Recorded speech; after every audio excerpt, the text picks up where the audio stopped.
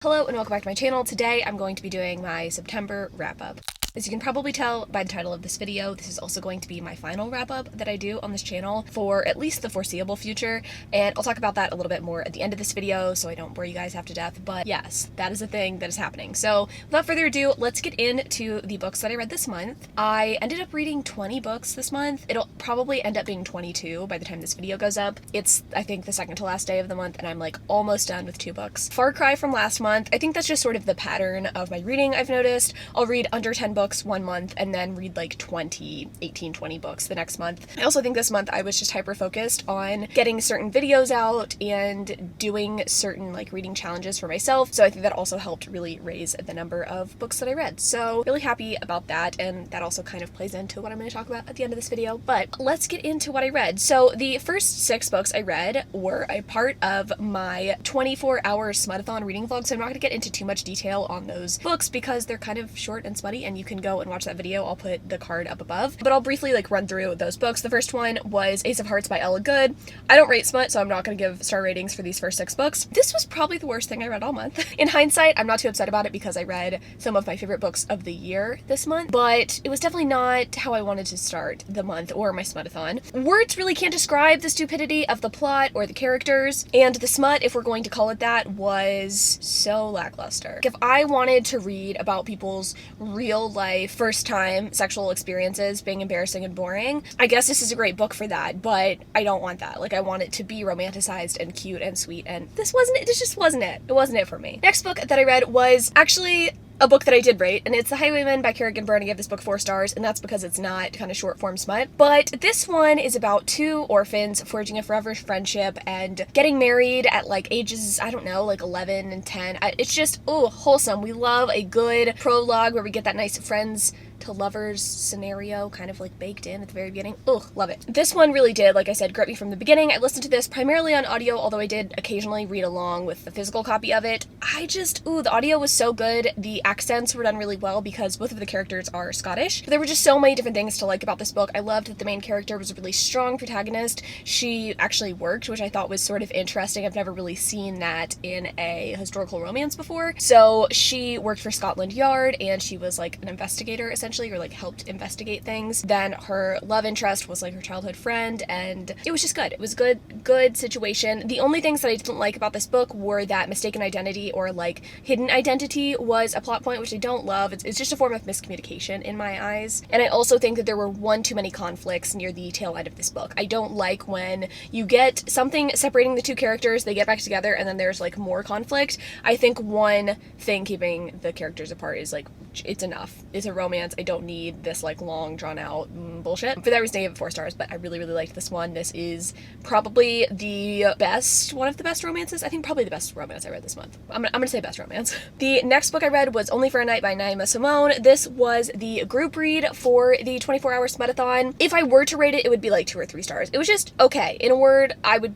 describe it as unsuccessful, mostly because a 150-page smutty book should not hinge on characters who have history and blah blah. Like it's not successful because I don't get to see the history built in, and overall, like, meh. I liked the smutty scenes. If you're gonna read a book solely for the smut, this was a really good one. I think it was unique. There was voyeurism, which I don't think is something that's handled well or often in smut, so this was good smutty wise, but like the storyline, meh, not my fave. The next book that I read this month was Whipped by Jenica Snow, and this one was so cute, and I fucking adored it. I thought it was really good. So the main character in this book is plus size, and I was a little bit hesitant going in because I feel like it can kind of get into like fetish territory sometimes when we have plus size main characters and the author themselves is not plus sized. I don't actually know if Jenica is plus sized, but from the like author image that I saw, I don't believe she is. So I was just a little bit wary, and I always am skeptical. Like I usually prefer my representation to be own voices, but I will say this one was not fetishy at all. It was just a really fucking good time. Very body positive and just like fun. It was just fun to read about.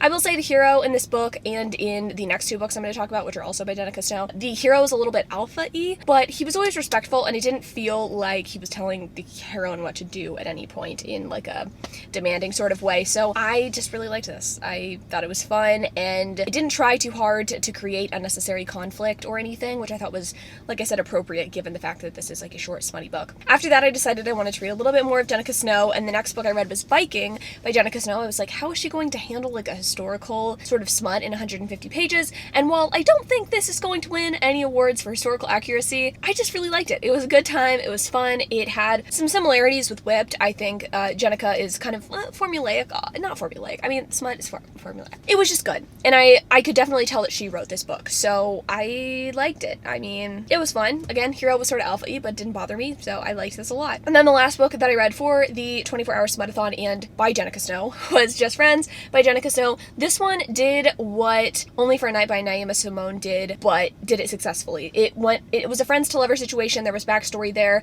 but again, it didn't try too hard to infuse too much plot or too much backstory, too much flashback in something that is so short and frankly just doesn't need it. So I liked this. I thought this was a good time. This was probably my least favorite of the 3 that I read by her, but like it was still really fun to read and I didn't regret reading it at the end. I think definitely I found a new go-to smutty author. I just like Jenica Snow. This was a really good time. And that concludes my 24-hour Smuttathon reads. The next book that I read was for my Trashback book club, and this was Shiver by Maggie Stiefvater, which I gave 3 stars. Okay, this didn't age well, which I probably should have known going in, and I'm kind of sad that this was a book that I pushed so hard for us to reread, because I probably should have just, like, let it lay in my memory as something that I enjoyed when I was a teenager. Because while this wasn't the worst thing that I've ever read, I can definitely attribute all of my love for this book in the past to my teenage hormones, because that's really what this book's about, I guess you could say. The story's about Grace. We open up into the book with her getting attacked by wolves, and she ends up getting saved by a different wolf.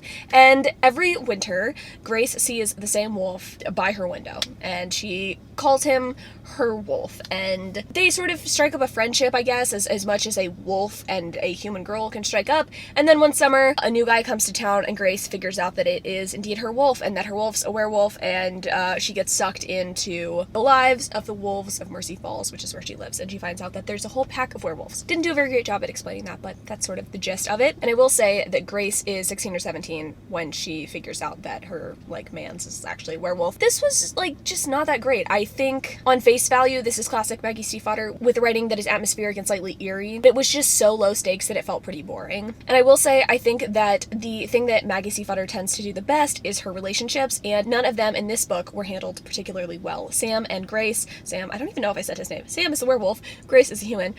Their relationship felt very insta-lovey, and while I knew that, like, he had saved her and she knew that he had saved her, it didn't feel like there was really a lot of reason for them to want to be together. And then Grace's relationships with other girls, while they weren't, like, problematic per se, I don't think there was a lot of girl hate going on, I didn't feel like she had good friends. It felt like she didn't give a fuck about her friends. And then the conflicts that she had with one of the friends were just stupid, and really, by the time I was, like, halfway through the book, I didn't understand why they were fighting. So it was interesting, definitely, because I read another Maggie Stiefvater book next, to see the progression that she makes from writing kind of, like, subpar character relationships to really delving deep and doing things in a very nuanced way. So this is okay. I think I would have given it 2 or 3 stars if I actually, like, rated it this time around. So the next book that I read was The Raven Boys by Maggie Stiefvater. I give this book 4 stars, and this was for my taste test video that I did reading Books and Lala's favorite books. Does Gansey deserve to be stung by bees? Let me know in the comments down below if you agree. Yeah, so I didn't obviously read this of my own volition, and I was sort of scared to go into this one because I gave it 4 stars back in the day, but I fucking hated the 4th book, like, with a fiery burning passion, so I was scared that that would color my judgment reading the second time around, but I was pleasantly surprised, and like I said, I gave this book 4 stars the second time around. So I think the reason why this book holds up for me is because I think reading it the second time around, I can really appreciate the foreshadowing and the nuance that Maggie puts into her characters and in her plotting. I mean, this book's impressive in a lot of different ways. Like, she might have fought Halsey on Twitter, but Maggie has come a long way in maturity in this book. So the story itself is about a group of kids trying to resurrect an ancient king so they can be granted a magical wish. It sounds a lot more uncomplicated than it is, but there are some, like, ne'er-do-wells and, like, forces of evil that are also kind of, like, included in the story, so that sort of, you know, complicates things. The magical elements and the plot itself is not actually what intrigues me about the story. It's really, like I said, the character relationships, the nuance, and I guess the exploration of classism. It was just, ooh, I liked it. It was good. It was a good time. I'm definitely not the person to, like, endorse this book or to explain it, like, further, because it's not my favorite book, so I'm sorry if that was, like, an inadequate exploration or explanation, but I liked this book. It was a good time. I have really no complaints. I'm not sure if I'm going to continue on with the series anytime soon, mostly just because I don't have fucking time for it. The next book that I read this month was a book that I read solely for myself, and goddamn do I need to do more of that, because almost all of the books that I'm reading now are for specific fanfic videos, and that's great, but sometimes it's good to just read something like for me. Anyway, I read Say No to the Duke by Eloisa James, and this was my first Eloisa James book and also my first Georgian historical romance, which was interesting because there's like powdered wigs and shit. But the story is about a lady named Betsy who is trying to prove herself and her detractors wrong by being the best like lady that she can be. Her mom basically ran away with a different man besides her father, and so, you know, Betsy kind of has this hanging over her head as something that people think is going to follow her. I don't know. They are like, oh, she's gonna be flaky, she's gonna be flighty, and she's like, I'm gonna prove you people wrong. I'm not gonna do that. So instead, she sets out to be the person who gets the most proposals by the most suitable and eligible bachelors. And she ends up getting a proposal by a duke, who is like the most, you know, like the highest title that she could possibly hope to be, like a duchess. It's pretty fucking dope. Like, she can't be the queen, you know, she's not that fancy, but I digress. So the issue is that the guy that proposes to her, really great guy and whatever, but he is not exactly exciting. Our Lady Betsy has been getting bored of being a good girl, and she wants to go on an adventure, right? So the guy that proposes to her is like, okay, I'm not really like into adventure, but like, do you? And then this like rake, who is a friend of her brother's, who's kind of like an alcoholic, has PTSD, whatever, somehow like comes into play, and it's basically not a love triangle, but Betsy is between two dudes. Does she want to follow her heart, or does she want to follow like propriety and marry the Duke? So that's why it's called Say No to the Duke, because the other guy's like,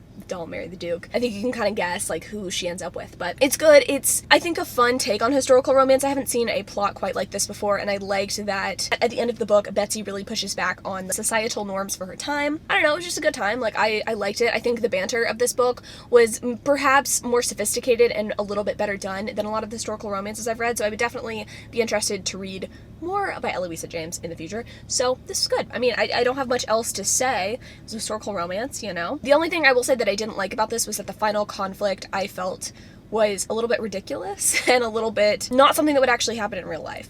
It wasn't that there were too many conflicts, as was the case in the Highwayman, but this one just had a kind of like ridiculous and unbelievable conflict. But overall, like, I wasn't mad at the book. It was good. It was a good time. Okay, this next book, I gave 2 stars, and it's not for the reasons that a lot of people are giving this book 2 stars. And anyway, the book is A Feast of Sparks by Sierra Simone. The valid criticisms here that a lot of people have been pointing out are that there's incest as a plot device and sort of like dubious consent or non-condom use, which is valid. Like, that does happen. That's fair.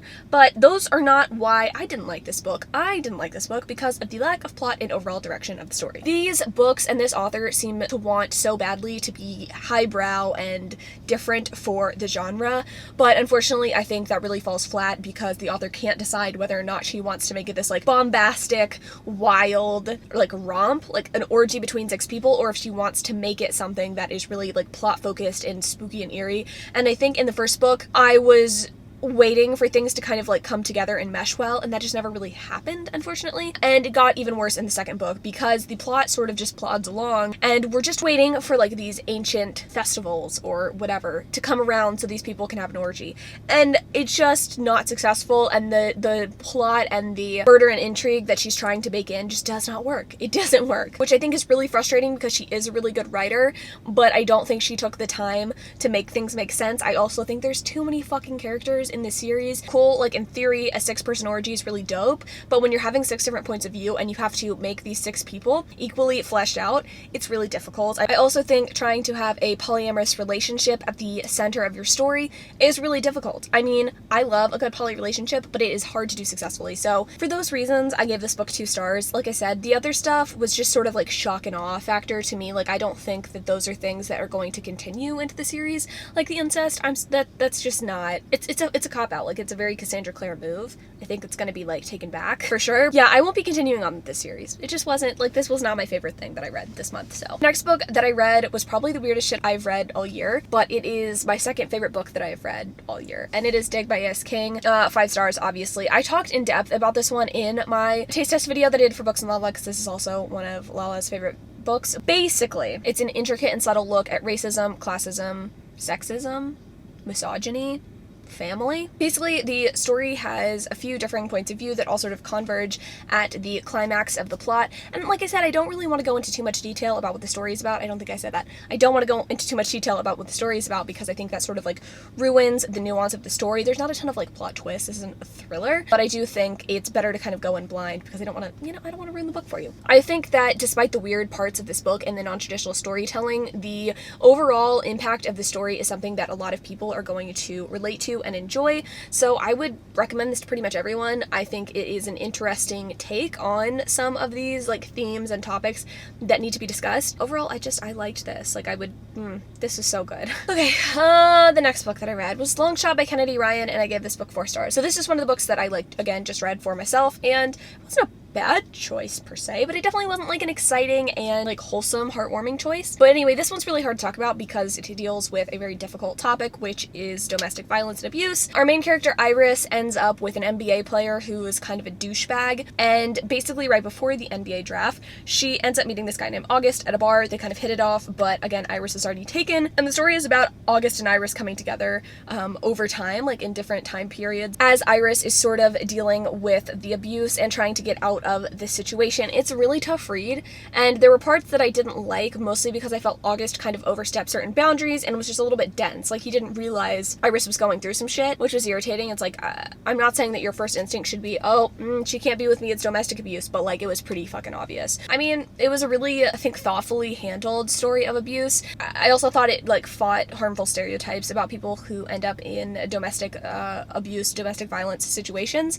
I think Kennedy Ryan is a phenomenal writer. Everything that I've read by her, I've read 3 things, have been 4 or 5 stars. I think she does an incredible job, and she's also an author of color, which is fucking awesome. So if you want to support a really kick-ass author of color, I'd recommend Long Shot or any of her other books if you want something a little less hard-hitting. The next book that I read was Archangel's Legion by Ainsley, and I gave this book 4 stars. I probably could have given this 3 stars because in hindsight, like, it wasn't the best, but I do think that this installment sort of pushed the story forward. This was another book that was about Elena and Raphael, which, like, after spending time with some of our other heroes and heroines, I didn't really want to revisit Elena and Raphael, but like, it's fine, it's whatever. I don't have much else to say except for I think the first part of this book was really fun, and I liked that it kind of felt a little bit more episodic than previous installments. I will say the ending kind of dragged a little bit for me, but it did set up well the other books in the series. Again, I can't really get into the plot because like, this is the 6th book in a series, but I enjoyed it. It was pretty good. I'm excited to read more because I think the next book has a different hero and heroine, which like, I love that. Like,